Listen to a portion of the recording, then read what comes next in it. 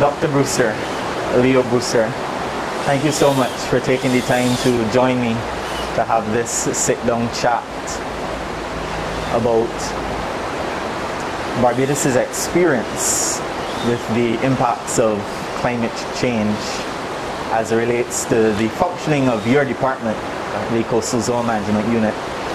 But before we go into our conversation in great detail, I want to know a bit about you. Who is Dr. Leo Brewster? Okay. Dr. Leo Brewster is a Barbados through and through. I have a PhD in Integrated Coastal Zone Management from the University of Cardiff. I did my first degree at Cape Hill campus here in Barbados, and then I did a master's in Fisheries Biology and Management in Bangor, North Wales. I have been with the unit since 1988, where I first joined as a marine biologist and then moved on to become Deputy Director and Project Manager for the East Coast Study. And then I became the Director in 2003. 2003. You are currently the Director of the Coastal Zone Management Unit, more affectionately referred to as the CZMU in Barbados. Tell us a bit more about that department. What is the mandate of the Coastal Zone Management Unit, Barbados? Okay, our mandate, in essence, is to deal with aspects of integrated coastal zone management, which has evolved over the years from the time the unit first started way back in 1982. But in those days, we were primarily focused on monitoring and investigating beach erosion, coral reef health, and coastal water quality from an ecosystem perspective. After that, we then started to get into areas that looked at oceanographic research, where we started to then capture information in greater detail on waves and currents and near-shore circulation patterns, mainly along the west and south coast. And then we then started to transcend into other areas, including, in a more significant way, coastal development applications. We were doing that from the time we were around, and then we have consistently expanded that to be involved in terms of environmental impact assessments and evaluation of those sort of environmental impact assessments for coastal development. Our mission statement, in essence, is working to ensure the coast retains a vital and pivotal role in the social, economic, and physical development of the coastline of Barbados. And our motto is always a coast to be proud of. So we work towards those in all that we do. So with that said, I can summarize that by saying that your department is the guardian of the coastline around Barbados, in a nutshell, and the beach and sea that surrounds Barbados. Yes. That's a nice and poetic way of saying it, but yes, there's a lot of heavy lifting, but that's what we do. Seems like a very important role for the CZMU. I know over the last few years there has been much debate and much discussion and talk regarding the phenomena of climate change, and its impact on small island developing states like Barbados and other countries across the globe. There is a linkage between the impacts of climate change and your role at the CZMU, the role of your department. I want to begin by getting an understanding of what really is climate change. I want to know, in a very simplistic layman way, an explanation of what this phenomenon is called climate change. Well, in essence, climate change is the long-term change in the global climate. Some people say over millennia, etc., because that's how you can trace it to know how long and how often things took place.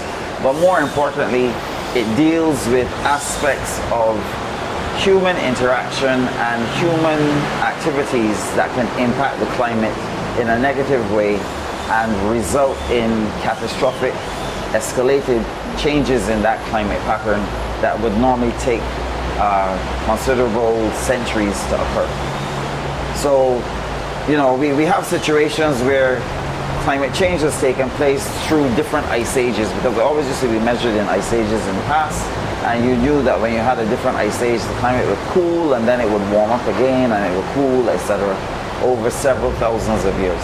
But what we're seeing now is a situation whereby, because of atmospheric pollution predominantly, as well as the expanded use and concentration of greenhouse gases within the atmosphere, you now have a situation where those changes are escalating at a phenomenal rate.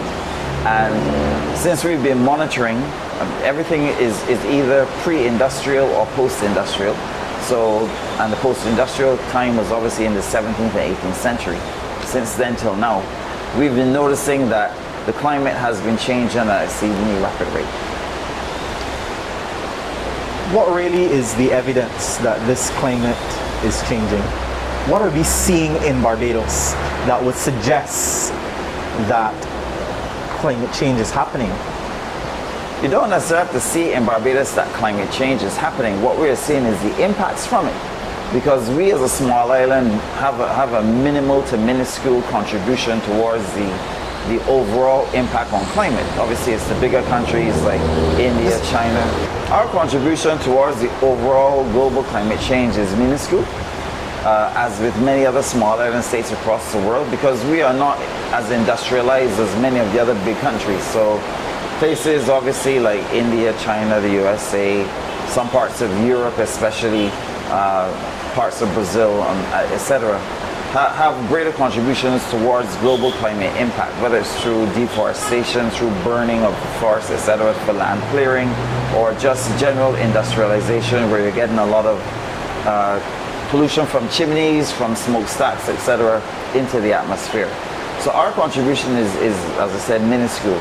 But the impacts that we are seeing are starting to be significant. So over the last 10 years or so, we can see that we've had exacerbated drought, which has infected our groundwater supply because of lack of rainfall.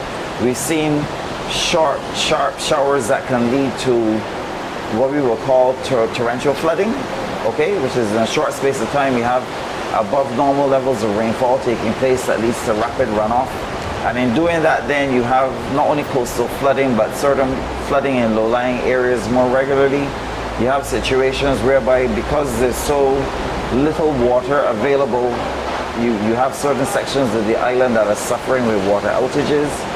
In some locations, you have a situation whereby, even though you're trying to manage your groundwater supply for the country as best you can get what we call over-abstraction, where you're taking out too much water, and therefore you start to get saline water coming in underneath the groundwater lens into the aquifer. And when that happens, you have to shut down for a couple of weeks to allow the salinity to reduce. On the shoreline, obviously, we're seeing things like increased evidence of erosion on certain beaches in certain locations.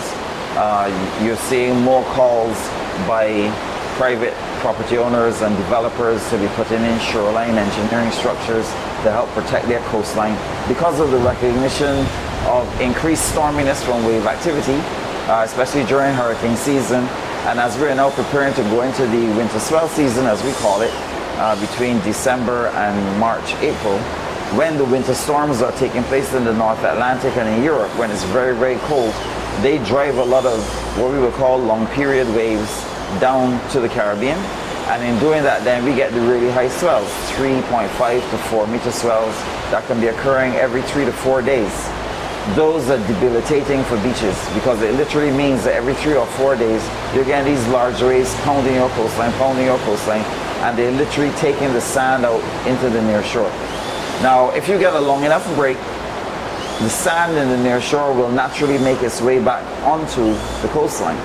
But if you're having these waves coming like 3 or 4 times within the period of 14 days, right, you then have a problem whereby the sand is more than likely moving further offshore than it normally would, and therefore it's going to take a much longer period of time for that sand to come back on. And therefore it gives the perception that significant erosion has occurred as a result of the swell waves. We have situations where we have fresh water coming out of the Amazon and Orinoco during the rainy season. that comes off in the form of gyres, which are small pockets of water that are circulating almost like small tidal pools, and they make their way up into the Caribbean.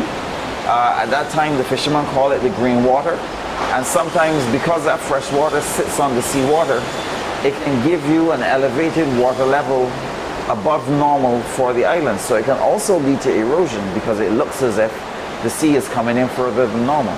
I mean, these are all different things, but they're all contributory as a result of climate change, right? So, you know, people are accustomed to seeing things like polar bears on small floating ice blocks in the Arctic, or in the Arctic, you're seeing large shelves of the ice sheet breaking off, and penguins are suffering. And you're also seeing a situation where there's been a decimation of some types of marine aquatic life as a result of climate change, things like ocean acidification, coral bleaching. We suffer with coral bleaching annually between the months of especially June to October, because that's when the water is at its warmest around the entire Caribbean. So we're talking about temperatures above 30 degrees sometimes for a prolonged period of time. And in doing that, the average temperature for corals to operate optimally at is around 27 to 28 degrees. So even a 2-degree rise in the water temperature there leads to the corals bleaching themselves, and that makes them look white or a bluish in color.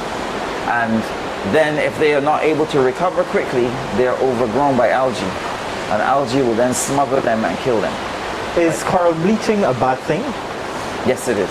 Tell us more about that. Okay, so the coral reefs are the natural first line of defense for any island or any shoreline once you have them, because they're the ones that literally break the waves, right? So under a normal situation, you wouldn't have an offshore breakwater. Your natural breakwater is a coral reef, right? The water surges over the reef. It comes up through the spur and groove, which looks like an extended hand, right? With the grooves being the space between your fingers and the spurs being your fingers. And that slows down the wave energy as it reaches the reef crest, which will be your knuckles. And then it runs over the reef flat, which is like the back of your hand. So with the power of the wave coming through, it is slowed down by the reef. Now, if the reef is weakened as a result of bleaching, because the corals themselves, once they bleach, it literally means they extrude or shed. They spew out their algae because of a symbiotic relationship between the animal and plant. And the algae helps the coral to grow. So if you, because of the temperature, you release your algae, it means then that you only have the animal component available to you, and therefore you cannot photosynthesize to gain energy from the sun to help you to grow as well, right? When you're doing that, then you change color. So you could have been like an orangey or pink or a pale green or whatever color you were, to a pale white or a white in the worst case scenario. And then you are still being exposed to the incipient wave energy coming in all the time, pounding on you, and it literally can lead to a weakening of the reef structure, right? So when that reef structure is weakened, it breaks away. It will break off, which is sometimes like after a storm, you can see coral rubble washed up on the near shore, either in large chunks or in small pieces, right? Or it can wash onto other parts of the back reef area, or or fall down into the spur groove area, and therefore, if the corals are able to recover after the bleaching event has passed, those corals will reattach themselves naturally, and they can start to grow. But what we've seen, especially since the last major bleaching events in 2015 and more importantly 2008, is that the rates of recovery are very slow.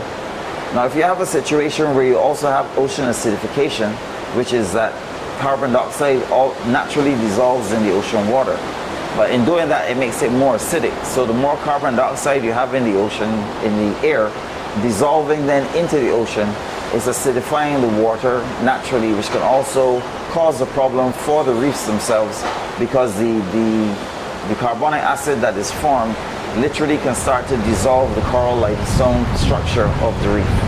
And that weakens therefore the reef further, so that then when you are, like we are now going into the winter season, if we get some really bad winter swells, the pounding on the waves again on a weakened structure can lead to its collapse and further damage, right? You spoke just now about ocean acidification being caused by increased carbon dioxide mixing with the ocean, the water. Where is this increased carbon dioxide coming from? No, that's part of the greenhouse gas situation that we have that's leading to the overall change in the climate. Okay, so all the pollution that's in the atmosphere that is moving globally, that is leading to the melting of the glaciers in the northern hemisphere and parts of the southern hemisphere, that is leading to the melting of the polar ice caps. All of that is all part of the process, because once the equivalent of the carbon dioxide and the other noxious substances in the atmosphere is there, you have the situation where you have that, what they call the greenhouse effect, where heat is concentrated on the inside and not being allowed to escape to space. And when that happens, because the overall temperature of the globe is warming, it means then that there's opportunity for greater concentration within the ocean space, because the ocean space covers 3/4 of the world. Okay. I'm getting from you there's a domino effect in this process. Yeah. One thing leads to another. You are explaining the dying of the reef, coral reefs, as a result of ocean acidification. The domino effect of that is the fact that our shoreline is not as protected as it would have been with a live, healthy coral being there. Definitely. And if I'm understanding you correctly, when that happens, the impact on the shoreline is greater because there is no breaking of the waves to prevent that damage of the coastal regions, leading to erosion of the sea. Leading to erosion of the shoreline, yes. Now, you spoke about warming of the sea. Draw the linkage between the warming of the sea and climate change. Warming of the sea. Okay, so there are several things that go on in this situation. Generally, because the temperature is rising, right? The ocean acts as like a heat absorption sponge. So because of the whole water cycle, you have a situation of evapotranspiration, and water evaporates from the ocean into the atmosphere, creates clouds, leads to rain on land, or leads to precipitation or rainfall on land, leading to the ocean. And that cycle is supposed to help cool the earth generally, right? In doing that, when you have this situation, because heat is being concentrated, in some locations what you're finding is that the water itself is absorbing that heat, right? And when you start to see the water absorbing the heat from early in the year, it has significant impacts. So you have a situation now where we are going into technically winter. Overseas they will call it fall, autumn, right? So September to December is autumn, and then from December right through till about March is winter, the coldest months of the year, with February being the worst. And then spring comes in traditionally in April and runs through May, and summer is supposed to start mid-June and run right through to September, right? Normal seasonal cycle.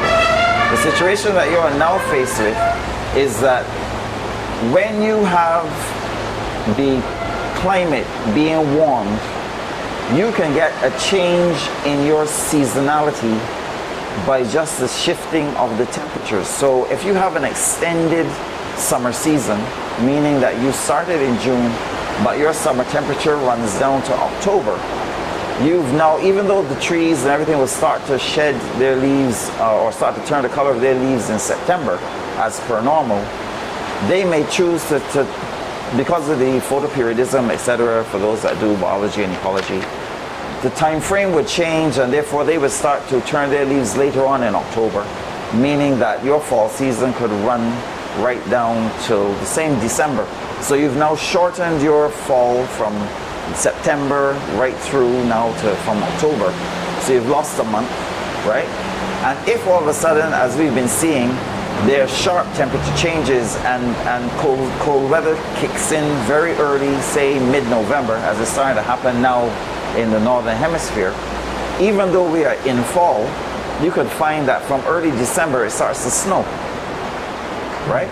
And if it starts to snow from early December, even though the trees are still in fall, they are still going through their cycle, but the leaves start to drop a lot faster, right? Then you have a situation whereby you can have an extended winter period and a shortened spring, and then an even shortened summer, and all of that then starts to impact on the other cycles that are ongoing. Of pressing concern, though, becomes, say, the areas in the Arctic and the Antarctic, because they need a certain amount of time to freeze.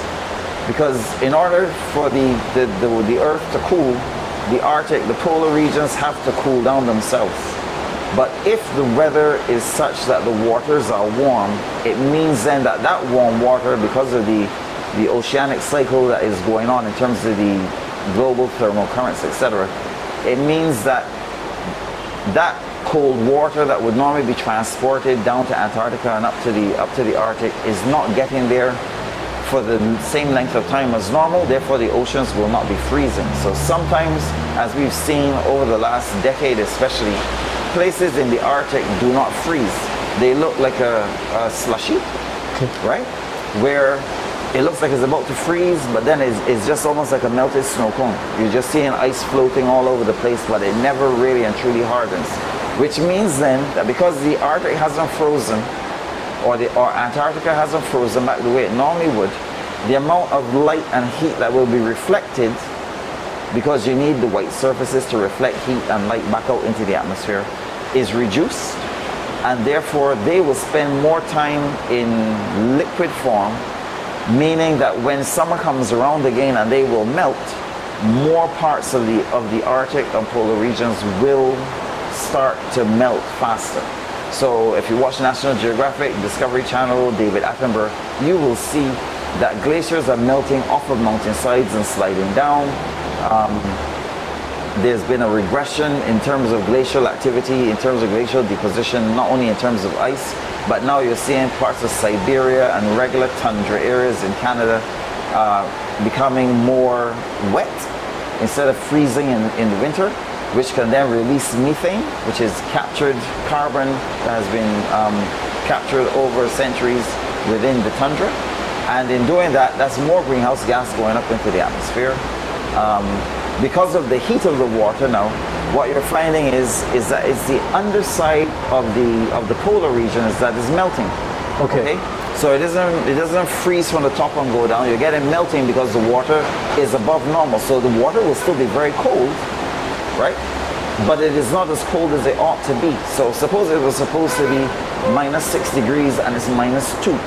It is still very cold for any human to be in, but at the same time it is not as cold as it ought to be to ensure that you can get the level of freezing that you want. And therefore you'll start to see that the underside of these glacial areas and the polar areas are melting. So therefore when you see large sections break off, it's because it melted from the bottom, it didn't melt from the top, right? No. And therefore you're then seeing sometimes these large crevasses with water just flowing through the ice. All that's contributing to the melting. What is the linkage between what you just explained and sea level rise?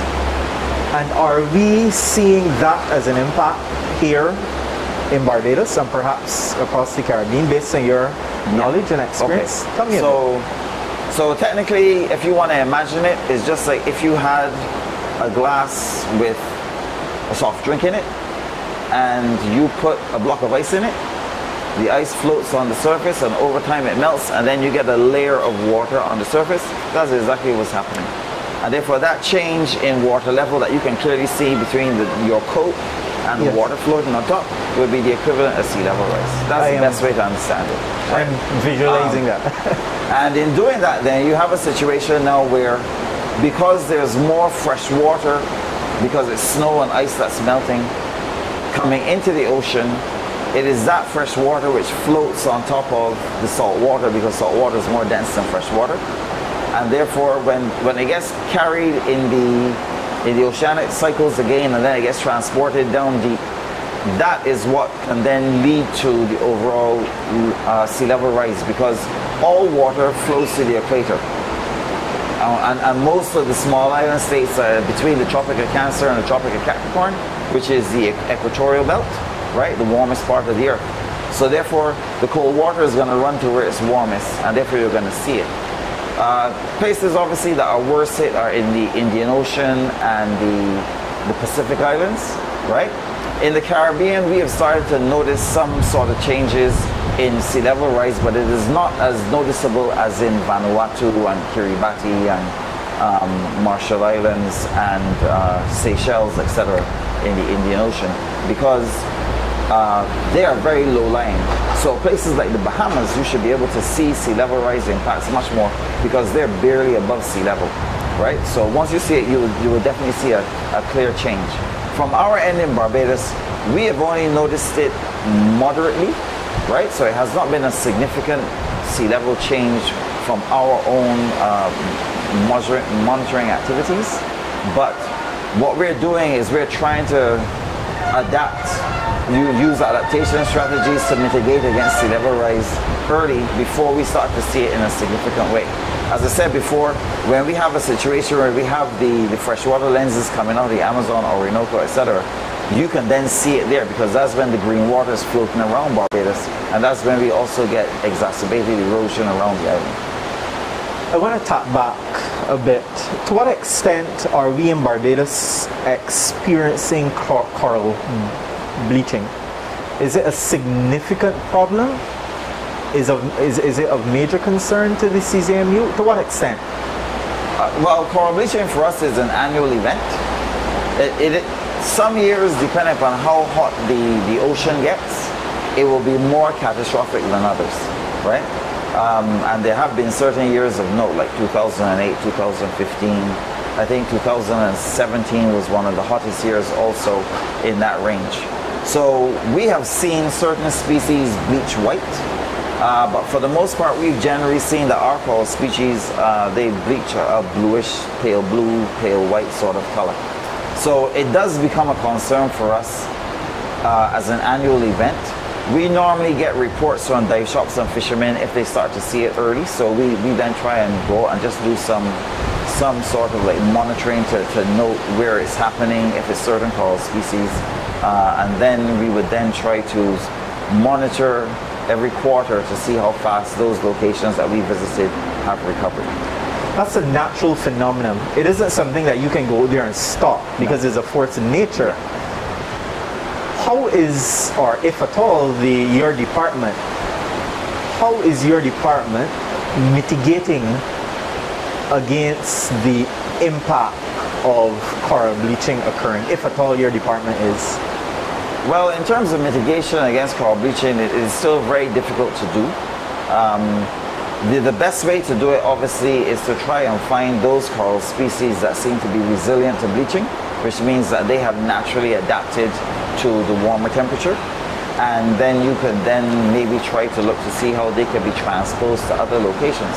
But you can't really and truly just up and take corals from one location and put them somewhere else, because the environmental characteristics of the area where they are surviving is the reason why they're surviving there.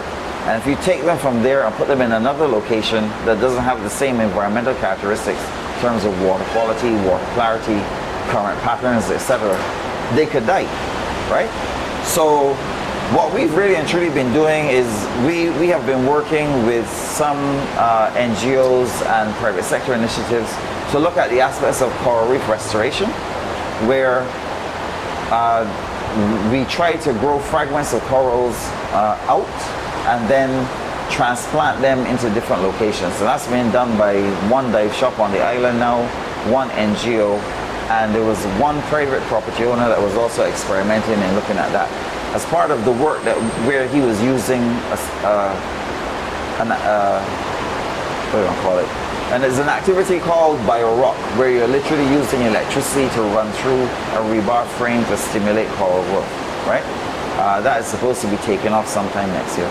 But in addition to that, as part of the Coastal Risk Assessment and Management Program that we just recently finished, we had actually established a coral nursery, where we took fragments of coral and tried to determine whether or not you could actually bring them into a coral lab, do some what we call microfragmentation, bring them down to about the size of maybe 1 centimeter square, and grow them out onto a coral plate, let them stay there for like maybe 3 months in there, where they could then start to show clear active growth, and then transplant them out onto the reef as well. Because that sort of activity has been done in the Florida Keys, it's been done in Australia, it's been done in Grand Bahama and a couple other places. So we were looking to see if it was a viable option, and it shows promise. But as always, you know, when you start to take corals, to fragment them, to experiment with them, it means that you're already working with a very limited stock source that you have as a resource. So you have to be very careful how you do that sort of work.